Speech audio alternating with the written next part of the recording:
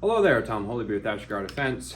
Let's talk budgeting out a rifle purchase or build, whatever you want to call it. I did a video saying you should buy a handgun, the light, the magazines, the medical, all that other stuff first before you went out and bought a rifle.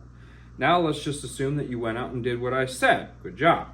So you should have a pocket flashlight, magazines, pistol, holster, all the things associated, and now you're ready to buy a rifle. You already have training on the handgun, and you should have some medical training as well. You should take a medical class if you haven't.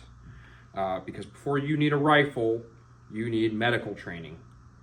So we're just assuming that all that has been filled. Now, where do we go for a rifle? Do I need to buy the most expensive rifle out there? Absolutely not. Don't do that. About $500 to $600. I'm not sure what current asking prices are, but really just about $500 to $600 low entry. Century makes a lot of the low entry AKs. Smith & Wesson makes the M&P Sport 2, which last I checked, and I could be wrong, was a really budget friendly AR. And now you're all set. You don't need to buy anything else yet. AK, AR, bought that. First things first, you need to buy, if anything, so that you can take a class, is a sling. This is a cheap sling. I don't really remember who made it. I just wound up with it. If you're looking for a quality sling that will not break the bank, and I would actually argue that this is the only sling you'll ever need, comes from Combat Art Training. That's who makes this sling. This is the V2 that he makes, or the truck gun sling, which is on the other AK you've seen. Far as I'm concerned, those are the only slings you'll ever need in your life. They're the best ones, and they're built correctly. If you really need to get the sling out of the way, this is a Sling Duber from Tremis Dynamics. That would be the only other thing I would say you have to go buy right this second once you buy your rifle. You do not need a light or a sight yet. You just don't need that. Once you have the baseline rifle, so here, looks a lot like this, just an AK. You need magazines. If it's an AK, don't buy Bakelights. You don't have to. I know that's crazy heresy coming from an AK guy. Don't buy Bakelights. Just get some Magpols. Make sure they got steel lugs. I got a bunch of videos on why you need steel lugs. Go watch one of those for the whys on that. You just need magazines. If you got ARs, PMags. It couldn't be simpler. PMags. You can get like 1,000 of them for $20. It's not right, but you can get a lot for really cheap. So once you have your sling, your magazines, your rifle, you are all set to now go take a class. Okay? You don't need to put any other crap on your rifle until after you have taken a class. There's a few reasons why. Number one, optics are a super varied rabbit hole that you do not want to get into without guidance. And no, YouTube reviews are not guidance. You want to have your instructor, and your instructor will be able to talk about it a bit with you. You can email them and figure out some things. They'll be able to consult with you about what the next step on an optic choice is, and they'll be able to guide you away, or at least you could get with what they're running. The instructor is running, not what the YouTube shill is telling you should buy because that company gave him an optic for free. Okay, but yeah, you don't need any of that stuff. And I know what you may be saying, but what about a light? Well, if you did as I told you, you will have a light, and you'll be able to get the training necessary to just use the light. Okay, and train that way. The reason I say that is because if you have an AK, it's going to cost you a little bit to get the furniture necessary to mount a flashlight. You can get a light clamp from CDM Gear, which you'll need to get a flashlight associated, dedicated to that. It's just you're kind of piling up costs. What the most important thing is that you have training not gear. Gear accommodates to you, not you accommodate to gear.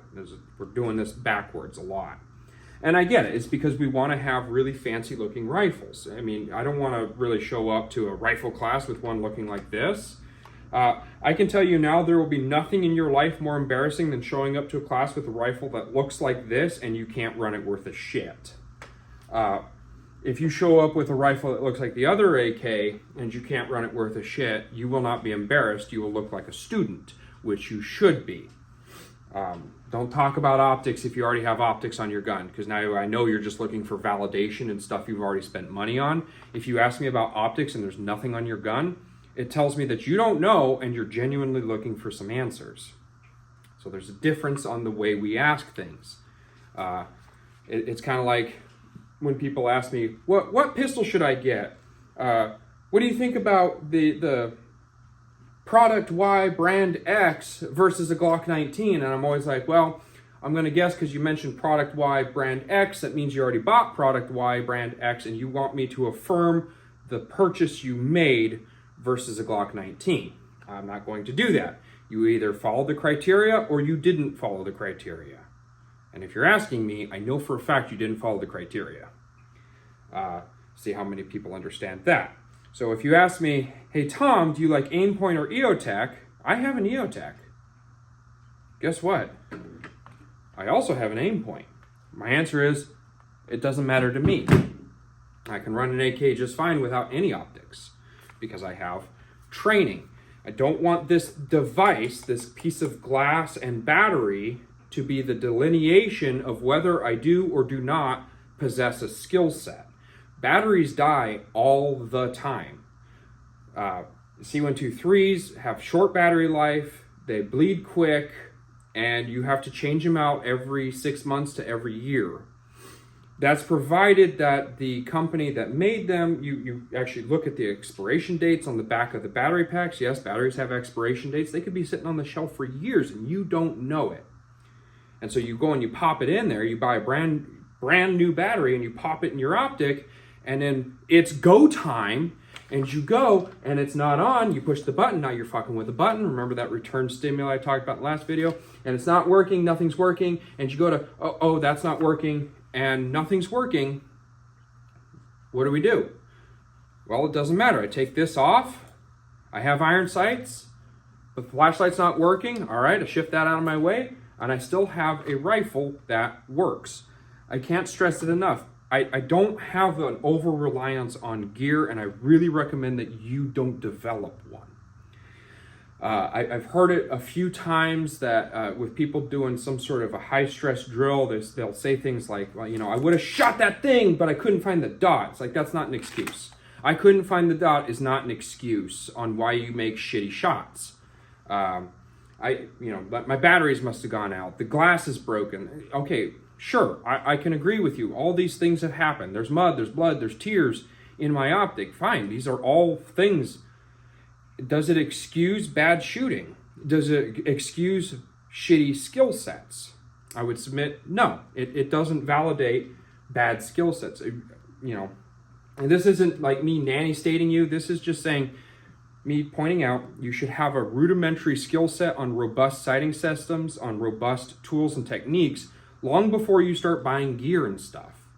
It doesn't really help things. And more often than not, I've noticed that people will put a lot of Gucci crap, and then as soon as they put the Gucci crap on their guns, they stop training.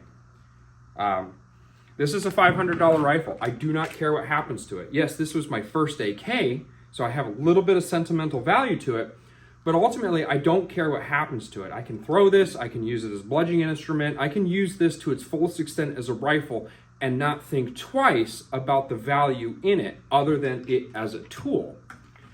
Versus this rifle, which on its face, it's a 74, so it cost me $1,300. The flashlight cost me $500. The EOTech cost me another $500. This thing cost me $100. And you can see where we're going. I just start putting more and more money on my hand for what, in the truest sense, is going to become an over-glorified baseball bat, worst comes to worst. I will absolutely just use this to beat someone to death with.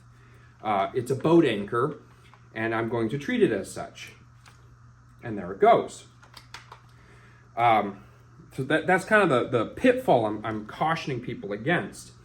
Don't be so quick to make the gun that the cosplay tactical dude on the Instagrams thinks you should.